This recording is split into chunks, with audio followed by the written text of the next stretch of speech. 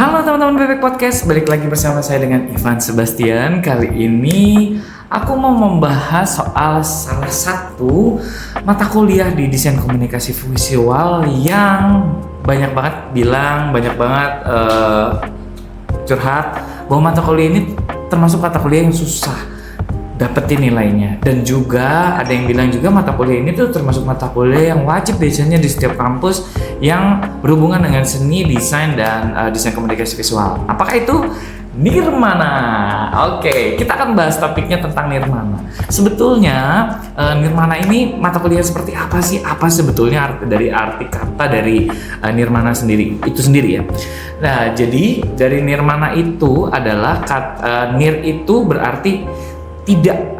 Nah, nir itu adalah tidak, dan kemudian mana itu adalah bentuk. Nah, jadi kalau disatuin artinya adalah tidak ada bentuknya. Nah, maksudnya tidak ada bentuk di sini adalah dia non figuratif ya, artinya tidak berbentuk. Misalnya kalau bintang bentuknya bintang, kalau ayam bentuknya ayam gitu, bebek bentuknya bebek, enggak. Dia bentuknya bisa dibilang abstrak. Nah, sebetulnya mata kuliah Nirmana ini itu apa sih sebetulnya? Hal yang menarik dari mata kuliah Nirmana ini, mungkin kalau kalian lihat tuh ada bentuk-bentuk yang garis-garis, ada yang bentuknya titik-titik gitu, ada yang bentuknya perpaduan antara keduanya, ada yang bentuknya ruang, ada yang bentuknya warna, susunan warna. Nah, kita mulai dari yang pertama. Inilah 5 hal yang kalian perlu ketahui tentang Nirmana. Pertama, kalian harus paham dulu mata kuliah Nirmana ini tadi yang seperti aku udah sampaikan di awal, nir dan mana, artinya tidak ada bentuk. Jadi sebisa mungkin dalam mata kuliah ini kalian membuat sesuatu yang sifatnya abstrak, dan maksudnya bisa menampilkan sesuatu yang bukan bentuknya figuratif gitu ya. Misalnya tidak berbentuk gelas, tidak berbentuk mikrofon, tapi lebih sesuatu yang abstrak. Yang kedua, mata kuliah Nirmana ini itu penting banget buat desain.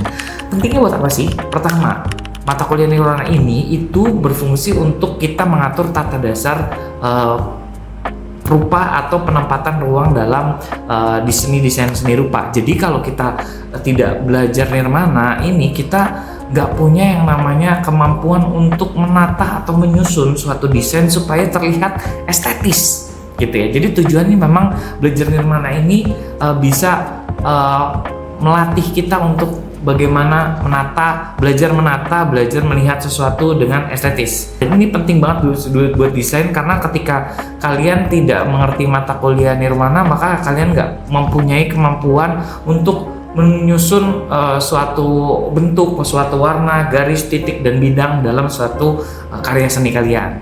Oke, itu yang kedua. Yang ketiga, dalam Nirmana ada elemen penyusun, ada beberapa elemen penyusun yang tadi saya udah sampaikan. Unsur-unsur dasar seni rupa itu seperti ada titik, garis, bidang, ada tekstur, ada warna, ada ruang, ada value atau gelap cahaya gitu. Nah, itu kalian harus pahami bahwa itu yang akan digunakan dalam Nirmana. Jadi makanya ada Nirmana titik, Nirmana garis, dan juga bentuk-bentuk Nirmana yang sifatnya abstrak dengan susunan warna. Nah, itu adalah bagian dari elemen penyusun. Jadi yang ketiga adalah elemen penyusun. Yang keempat, tentang prinsip-prinsip desain. Jadi dalam prinsip desain itu ada yang namanya unity, harmonisasi, ada yang namanya irama, ada yang namanya repetisi. Hal ini digunakan untuk mengatur balancing atau keseimbangan dalam sebuah desain. Jadi kalau dalam sebuah desain itu perlu kan ada yang namanya unity atau kesatuan.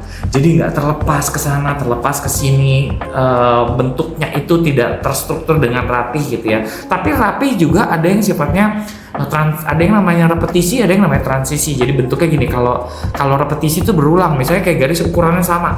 Nah, ukurannya sama terus nih, tek itu repetisi berulang. Tapi kalau dari kecil ke besar, ke kecil lagi, ke besar lagi, ke kecil lagi, nah itu berarti ada transisi dari kecil ke besar, besar ke kecil. Nah, itu merupakan hal yang dilakukan untuk melatih kita juga memahami prinsip-prinsip desain antara balancing, unity, juga kemudian ada harmonisasi, dan juga ada proporsi.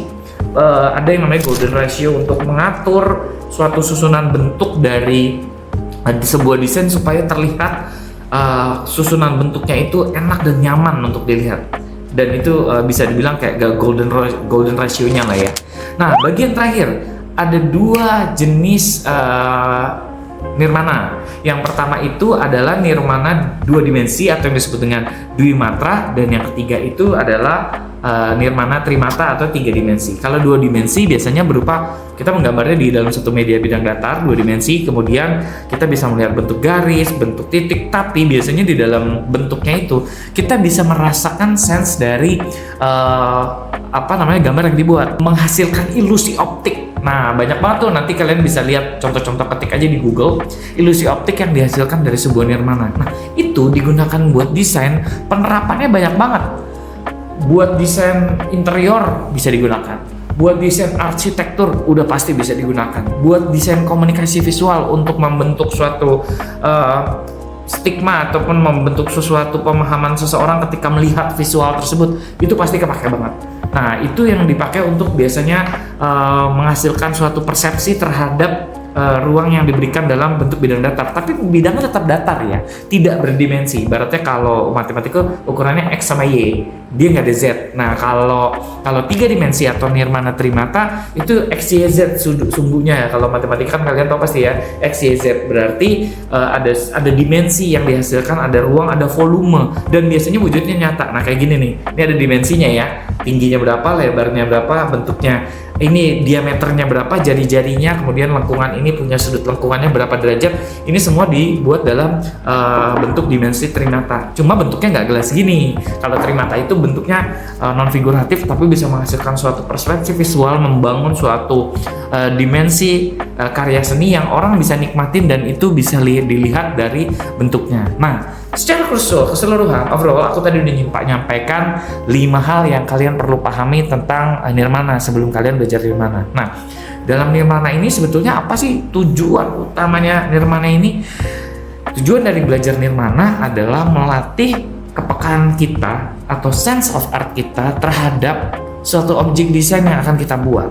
Nah, itu tujuan utamanya supaya kita bisa membangun jiwa sense of art kita. Jadi sense of art tuh memang kayak rasa untuk yang kita kepekaan kita untuk melihat sebuah karya seni. Tujuannya juga nanti ke depannya kalau kita sebagai seorang yang bekerja di industri seni gitu ya, kita harus punya kepekaan itu supaya kita juga mampu berpikir secara kritis, melihat lebih luas lagi dengan berbagai aspek. Bukan cuma aspek seni aja, bahkan kita bisa melihat suatu karya seni dari aspek sosial, kita bisa melihat karya seni dari aspek geografisnya, bahkan dari socio-culture budayanya juga kita bisa lihat kenapa sebuah desain ini dibuat gitu ya. Banyak contoh-contoh desain yang menarik itu justru terkadang karena bukan hanya dari bentuk originalitas kita, tapi merupakan elaborasi dari beberapa bentuk seni, desain, socio-culture, budaya yang dijadikan satu.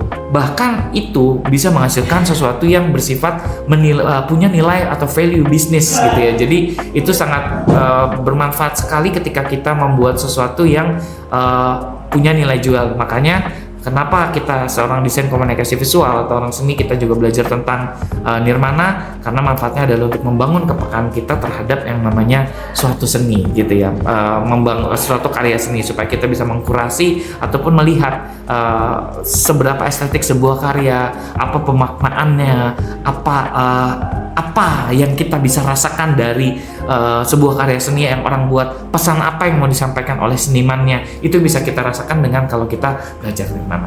Buat teman-teman yang masih belajar tentang nirmana, nggak usah patah semangat, memang susah, tapi kalau kalian bisa lalui itu, dengan tips ini juga semoga bisa membantu kalian bisa lebih mudah memahami tentang nirmana, dan semoga juga nilainya bisa A ya, karena buat dapat nilai B aja biasanya susah banget, apalagi dapat nilai A itu effortnya luar biasa. Oke, sampai di sini dulu. Semoga bisa membantu kalian teman-teman yang belajar desain komunikasi visual. Saya pun sampai hari ini masih belajar lagi tentang desain. Kebetulan juga ngelanjutin studi juga S2.